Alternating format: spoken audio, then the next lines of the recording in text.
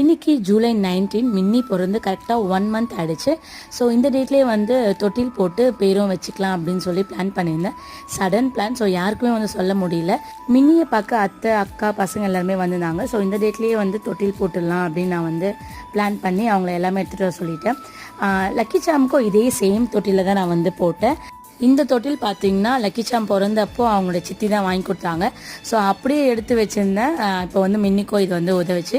சாமந்தி மல்லியெல்லாம் ஃபஸ்ட்டே வாங்கி கட்டி வச்சுருந்தேன். சேம் ப்ராசஸ் லக்கி சாமுக்கு எப்படி பண்ணணும் அதே மெத்தடில் தான் இவங்களுக்கும் பண்ணணும்னு ஒரு ஆசை. ஏன்னா ஃபஸ்ட்டு பேபிக்கு பண்ணி செகண்ட் பேபிக்கு பண்ணலன்னா கஷ்டமாக இருக்கும். அதனால தான் வந்து மின்னிக்கோ வந்து நான் போட்டுடலாம் அப்படின்னு பிளான் பண்ணி நான் ஏற்பாடு பண்ணியிருந்தேன். சேம் டே பார்த்திங்கன்னா 1 monthன்றதுனால கேக்கும் ஆர்டர் பண்ணியிருந்தேன். ஹாப்பி 1 month அப்படின்னு சொல்லிட்டு. ஸோ அதுவுமே வந்து கட் பண்ணோம். அதுக்கடுத்தது வீட்டிலேருந்து பாப்பா கொலுசு எடுத்துருந்தாங்க. லைட்டாக லூஸாக இருந்துச்சு. சரி அது அப்புறமா போட்டுக்கலாம்னு சொல்லிட்டு அந்த டைம் மட்டும் போட்டு கட்டி வச்சுட்டேன்.